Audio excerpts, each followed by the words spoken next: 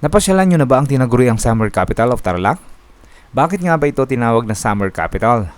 Ngayong araw ay sisilipin natin ang isa sa pinakapopular na tourist destination sa bayan ng Mayantok sa lalawigan ng Tarlac. Ito ay Twin Falls na kung tawagin na Anzap Twin Falls. Ito ay pinapasyalan ng libu-libong turista lalo na kapag summer. Pero gaano nga ba kahirap ang pagbisita sa falls na ito? Kakayanin kaya ng motorsiklo o four wheels? Samahan nyo ako at ating silipin ang ipinagmamalaking Twin Falls ng Mayantok sa Tarlac. Nandito na tayo sa Anzap Twin Falls. So tara, kape muna tayo.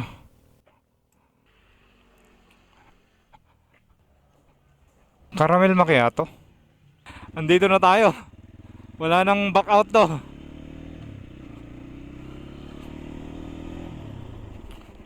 Marami tayong riders na nakasabay dyan sa baba kanina bago ako magkape.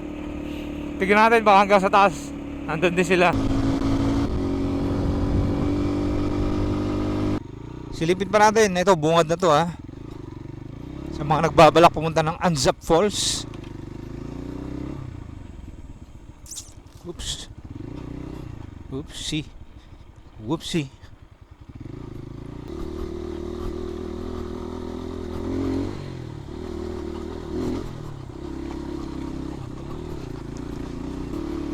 Oops. Yeah.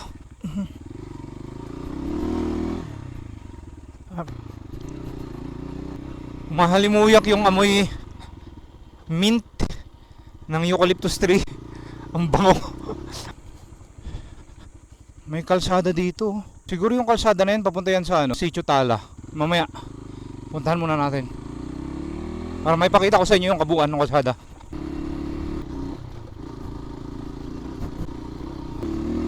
Yun.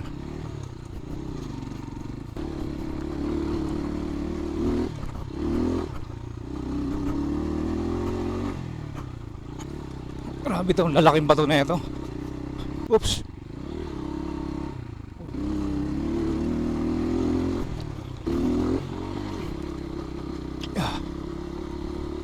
Walang bawas-bawas ang gulong na ito mga brother. 30 to, 30, 30-28.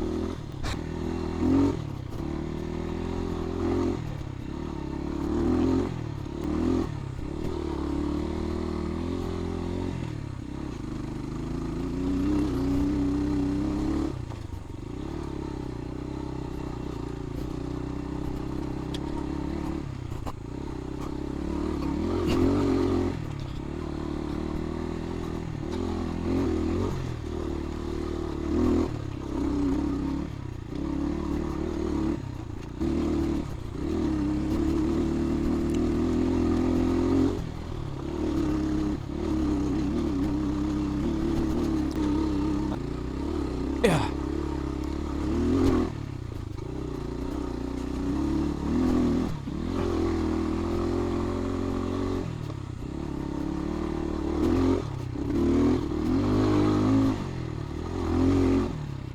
Woo! Oh yeah. Walang kahangin-hangin. Halimuyak ng pine trees.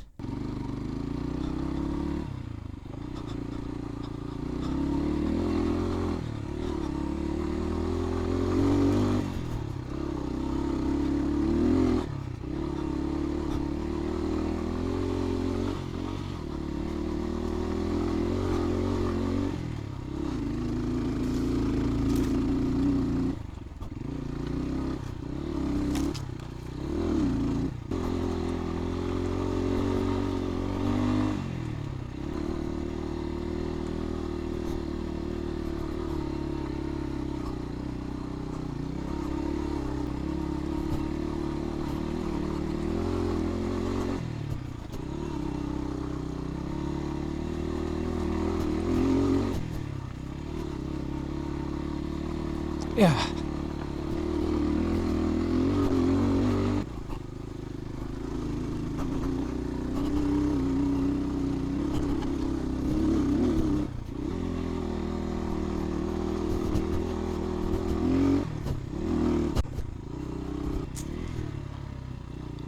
Oops.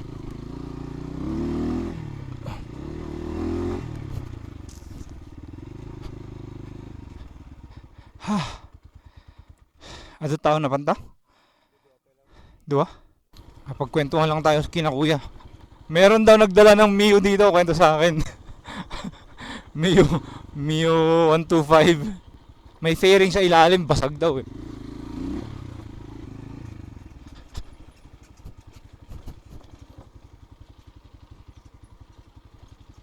Yeah.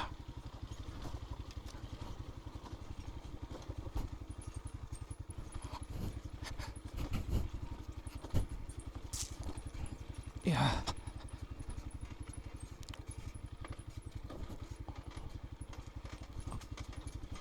Ayan, medyo banayad na ngayon. Nung unang punta ko dito kasi ang lalalim ng rat niyan.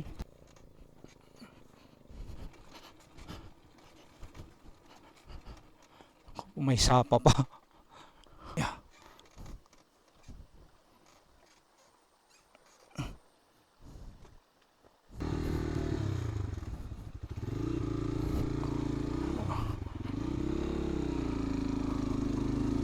Yeah.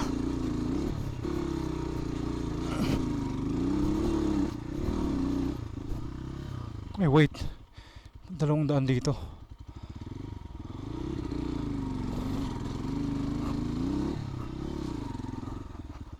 Ito mas banayad.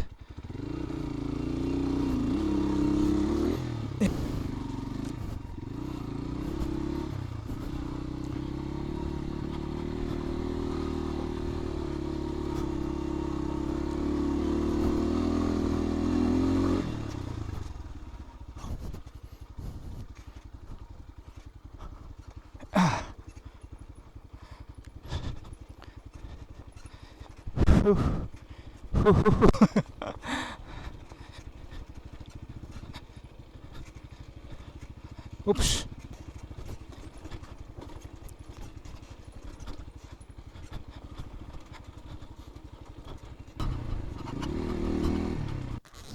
So silang nakatira dito, magkakamag-anak yan. Medyo masukal na rito.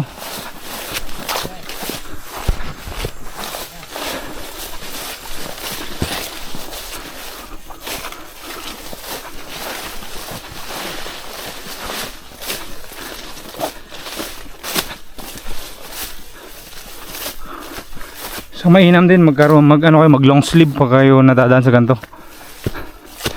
Mag long sleeve para iwas dikit-dikit sa mga ano na yan.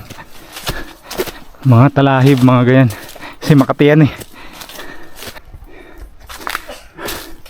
Ang ganda ng dinadaanan natin ah.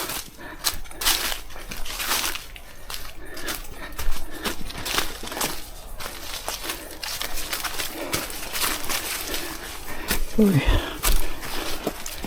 Tsaka kung may gloves kayo, mas maganda mag-gloves kayo kasi hawak-hawak kayo dito. Buti ka mo, hindi na ulan. Nung nakaraang araw, hindi rin naulan kuya? Hindi rin daw naulan nung nakaraang araw, so maswerte pa rin tayo.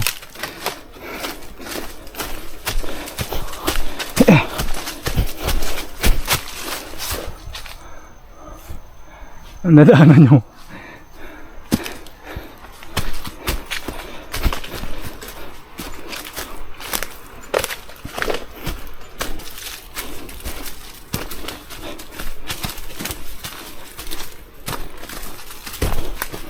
Minsan nga may pumunta dito, ang dami nila, hindi sila nakarating. Bakit?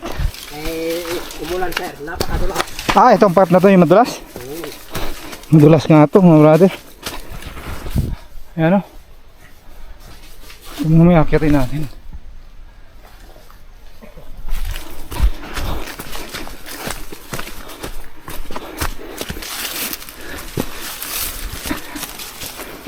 Pero parang bihira na lang yung pumupunta rito, ano? Bihira lang yung pag-ano. Anong kasagsagan yan? Summer, ganyan. Summer, kasagsagan. Pero sa ngayon, kailan yung last na may pumunta rito?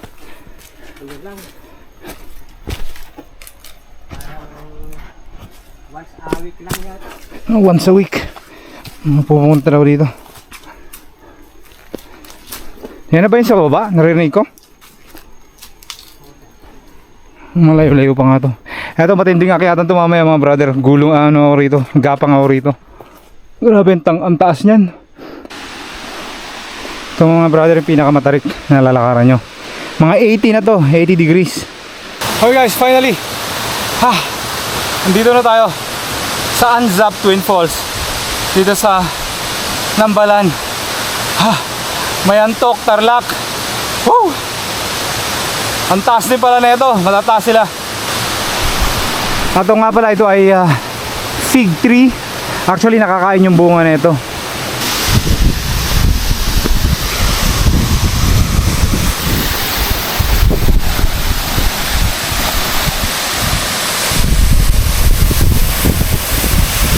Grabe, ulan na yata. Patay tayo dyan. So, saglit lang ako rito kasi paulan na. Yan, titignan nyo. Ano ba yan? Ha? Hindi, okay na, okay na. Mas mahirap yan pag naulanan tayo pagbalik. Ito na, mapadalingin ko na to mga brother. Pauwi na kami. Agad-agad. Kakababa lang namin. Grabe naman kasi kulimlim na ito. So yun yan guys, dalawa yung falls dito. Nakita nyo naman kanina. Ayan guys, yung dalawang falls. Now unfortunately, kailangan ko nang umakyat pabalik. Kasi baka abutan tayo ng ulan. Sayang, hindi ako nakapag-stay dyan. Hindi mo lang ako nakaligo. Nakapaghilamos lang, pero hindi nakaligo. Pero pwede namang balikan uli natin to next time. Pero siguro mga summer na. Ito yung inaakyat namin, oh. Literal, nagapang ako rito mga brother. Gumagapang na ako. Sobrang hirap na ito. Mas mahirap pa to dun sa mas mahirap pa tong pagbaba dito at saka yung paakyat kumpara dun sa dinaanan natin ng motor kanina. Seryoso yun. Physically mas mahirap to. Mahirap nyo nang akyatin to kapag hindi kayo handa physically.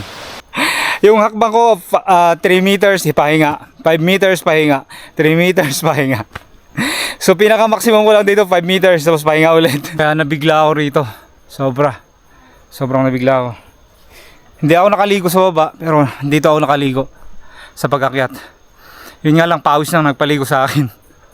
Tara, lakad ulit tayo ng 5 meters, tapos pahinga ulit yan sa taas. Hanggang marating natin yung pinakatuktok. Si kuya nauna na. Yung guide ko nauna na. Diba? Oops.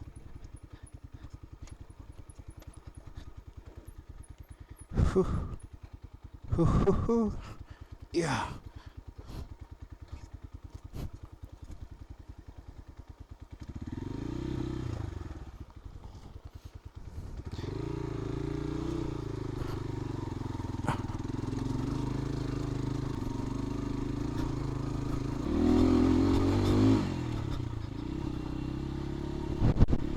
Ito kaya na to, medyo matarik-tarik din to.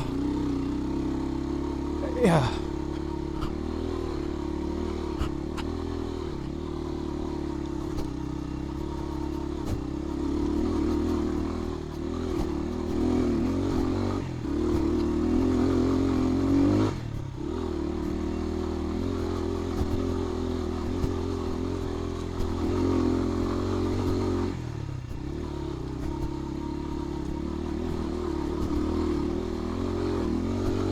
Oops.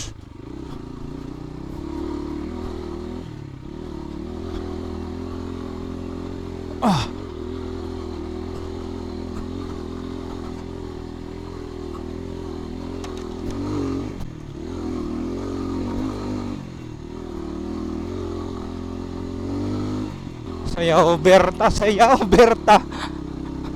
Yeah.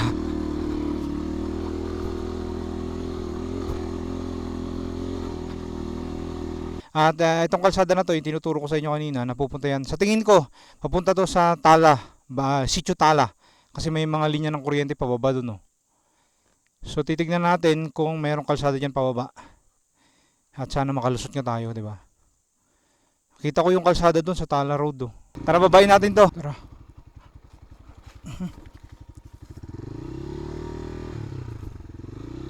Yeah.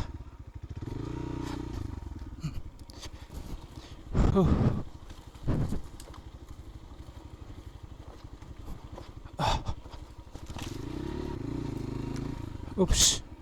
Yay, wag nahulog tayo dyan. Hindi natin maakyat ang motor.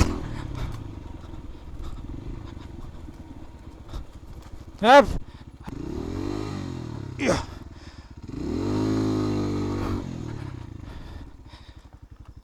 Ang dulas ng kahoy na yun ah.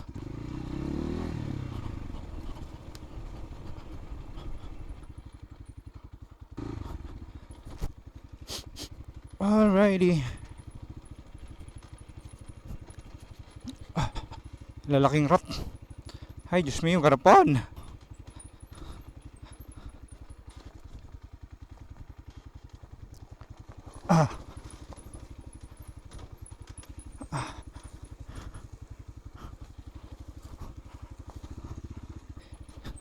Kita ko na yung mga bahay ng Sitio Tala.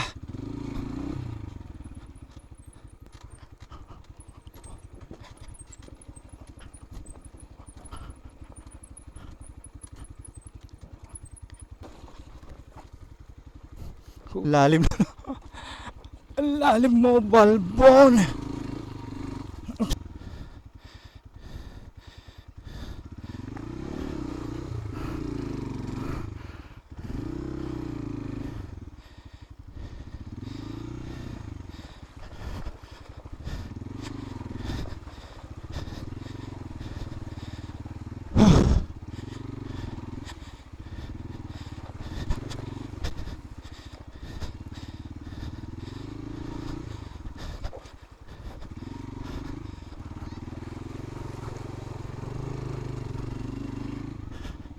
Lalim pala nun.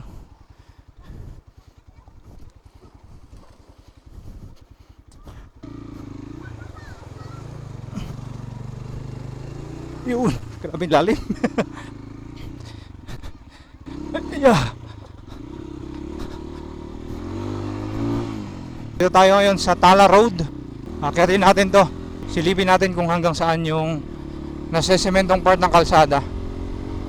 Woohoo!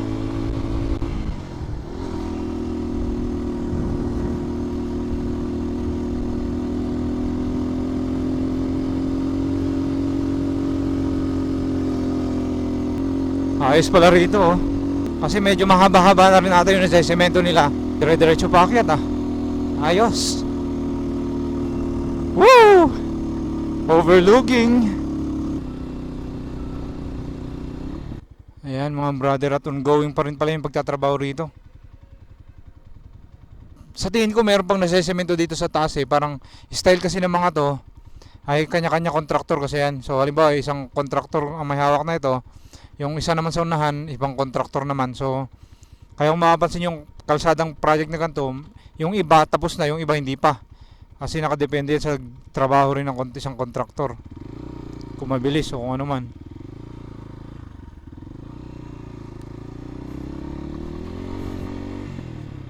Subukan natin akyatin to.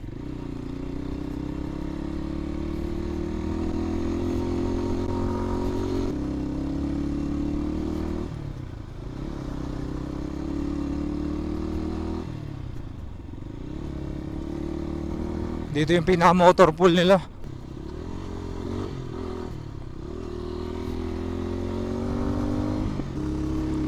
Oh, sabi ko na sa inyo eh. May putol lang doon kasi may ginagawang part. Pero sa tingin ko mahaba-haba na rin yata to. Ang taas na natin.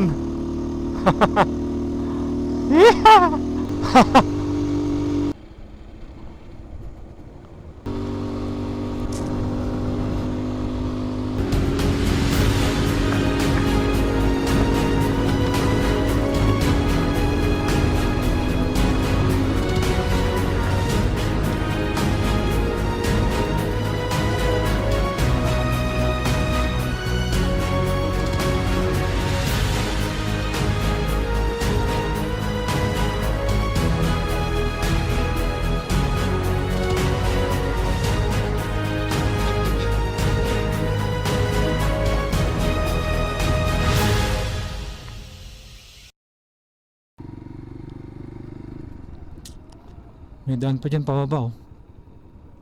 Ah hindi, lalagyan nila ng barrier dito sa gilid. Sisementohin nila. Parang slope protection ng dating.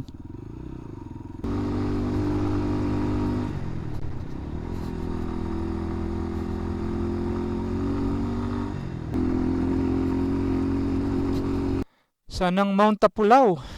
Malayo-layo pa nga. Nakita ko na yung pinakamatangkad na bundok na yun. I think yan na yung hilera ng Mount Tapulaw. So medyo malayo-layo pa nga to. Pero kung mapapansin nyo, meron na siyang mga barrier. Oh. Kahit rough road pa to, meron na siyang barrier sa gitna, sa gilid. Kilometer 20. Siguro 20 kilometers yan mula dun sa kanto kung saan tayo pumasok kanina. Ayun, nandito pala sila. Dito sila marami naglalagay ng slope protection. Hindi na natin pupuntahan to. Kita ko naman dito yung haba ng kalsada rin, kahit dun sa kabila kita ko yun dun. Pero wala nang sementado ritong part. Presko, tsaka malalaki mga punong kahoy na dito. Ayan o, mga balete. Balete tree. Lamig ng ihip ng hangin. Sarap. Ang sarap. Alright guys, tara na. Alas 4 Gs ng hapon. Ayan ang oras natin. Ang laking baging yun ah. Baging ni Tarzan oh. Kilometer 20. Heck yeah.